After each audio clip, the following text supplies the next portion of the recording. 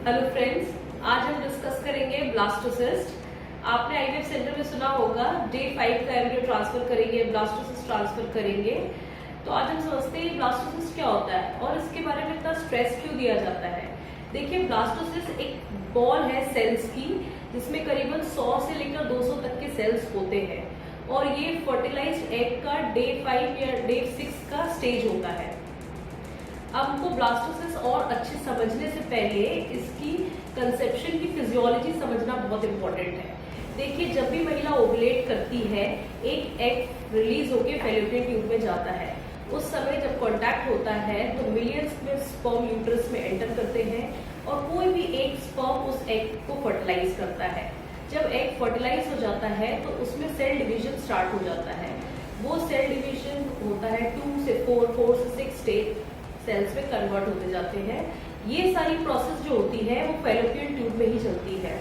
ये day fertilise के day से लेकर जब तक डे 5 तक एम्ब्रियो पहुंच नहीं जाता है, ये फैलोपियन ट्यूब में ही प्रोसेस चलती रहती है। उसके बाद डे 5 में जब एम्ब्रियो एक ब्लास्टोसिस्ट का फॉर्म ले लेता है, ये यूट्रस की लाइनिंग से अटैच हो जाता है, तब जाके वो उस पर इम्प्लांट होता है। तो ये नेचुरल फिनोमेना है जो फिजियोलॉजी है कंसेप्शन की। अब डे 5 जो ब्लास्टोसिस्ट होता है उसमें क्या होता है कि हम जब डे 5 ट्रांसफर करते हैं तो जो सेम नेचुरल कंसेप्शन है उसी तरह का ये रोल प्ले करता है कि डे 5 का ब्लास्टोसिस्ट हमने डाला और वो यूट्रस लाइनिंग से अटैच हो गया। अब आप यहाँ देखेंगे कि डे 3 का जो एम्ब्रियो है, जो 6 to 8 सेल स्टेज है, ये अभी फैलोपियन ट्यूब में ही डिवीजन होता है इस स्टेज में। तो अगर हम डे 3 का एम्ब्रियो हम डालते हैं बच्चेदानी में, तो वो जो स्टिक करेगा या अटैच करेगा यूट्रस की लाइनिंग से, वो डे 5 में या लेट डे 5 जब ब्लास्टोसिस्ट हैच होगा तब जाके स्टिक करेगा ब्लास्टोसिस्ट से। अब इसके चलिए एडवांटेजेस हम समझते हैं ब्लास्टोसिस्ट के। सबसे पहला है हाई प्रेगनेंसी रेट और हाई इम्प्लांटेशन रेट। अब ऐसा क्यों बोला जाता है इस केस में? क्योंकि आप देखिए, जब हम कल्चर करते हैं, जब oocyte को फर्टिलाइज करा के फिर जब हम उसको कल्चर करते हैं तो हम देखते हैं कि सारे जितने भी एम्ब्रियोज हमने लिए हैं, जैसे एक एग्जाम्पल के तौर पे अगर हम ले कि 10 oocyte अगर रिट्रीव हुए हैं किसी महिला के, तो ये बिल्कुल भी जरूरी नहीं है कि उससे 10 ब्लास्टोसिस्ट बनेंगे। अक्सर देखा जाता है कि ब्लास्टोसिस्ट कन्वर्जन रेट क्या है किसी भी लैब का।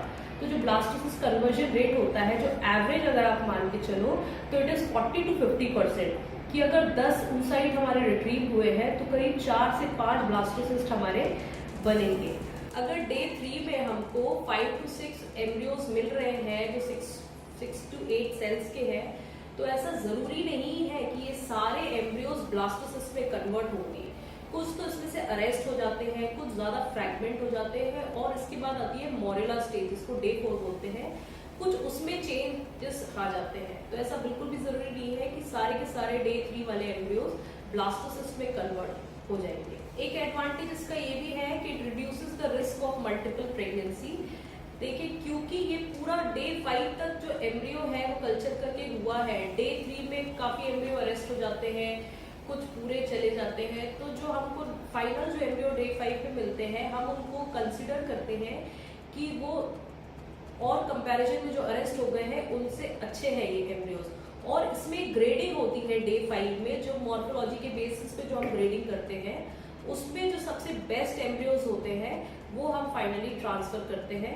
क्योंकि ये डे 5 के एम्ब्रियोज ग्रेडिंग के अकॉर्डिंग अच्छे होते हैं, तो अगर हम एक भी एम्ब्रियो उस पर ट्रांसफर करेंगे तो प्रेगनेंसी के चांसेस ज्यादा हो जाते हैं as compare to day 3 embryo transfer. Blastocyst transfer का एक और एडवांटेज है कि जिनकी प्रीवियस आईवीएफ साइकिल फेल हुई है डे 3 एम्ब्रियो ट्रांसफर में, वो डेफिनेटली ब्लास्टोसिस्ट ट्रांसफर का हेल्प ले सकते हैं अपनी नेक्स्ट साइकिल में। चलिए इसके डिसएडवांटेजेस के बारे में चलते हैं कि blastocyst transfer is not for all. जिन लोगों के अच्छे oocyte रिट्रीव हुए हैं, जिनके नंबर ज्यादा हैं और डे 3 में ही अच्छे क्वालिटी के अगर oocyte है, फर्स्ट साइकिल है पेशेंट की, तो हम डेफिनेटली फर्स्ट साइकिल में डे 3 ट्रांसफर कर सकते हैं।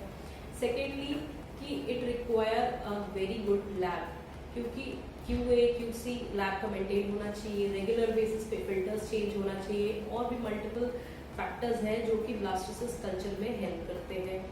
एक्सपीरियंस्ड एम्ब्रियोलॉजिस्ट होना चाहिए, जो कि ब्लास्टोसिस्ट कन्वर्जन रेट जो मैंने आपको बताया जिससे डेफिनेटली बढ़ता है।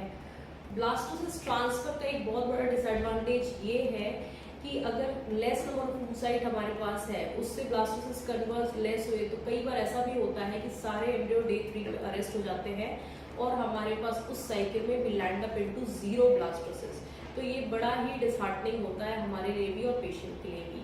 और सेम अगर हम कम नंबर ऑफ oocyte मिले हैं, उसका कन्वर्जन कम है, तो अगर 1 या 2 ब्लास्टोसिस्ट ही लास्ट में बचे हैं, वो हमने पेशेंट को ट्रांसफर कर दिए, तो फ्यूचर के लिए एम्ब्रियोज हमें फ्रीजिंग के लिए नहीं मिल पाते हैं। तो ये इंडिविजुअल सेंटर की चॉइस है, इंडिविजुअल आईवीएफ सेंटर अपने अपनी चॉइस रखते हैं कि वो कौन सा प्रोसीजर प्रेफर करते हैं, डे 3 ट्रांसफर या डे 5 ट्रांसफर। और पेशेंट की अवेयरनेस होना चाहिए पेशेंट को कि हमारे साथ कौन सा ट्रांसफर होने वाला है, पेशेंट की हिस्ट्री के अकॉर्डिंग, उसकी कौन सी साइकिल है ये आईवीएफ के अकॉर्डिंग हम ये डिसाइड करते हैं। तो I hope this video helps you a lot कि अगर आप आईवीएफ ट्रीटमेंट प्लान कर रहे हैं या आईवीएफ ट्रीटमेंट के बीच में मिड सेक्शन में है, तो आपको ये वीडियो हेल्पफुल रहेगी। Thank you.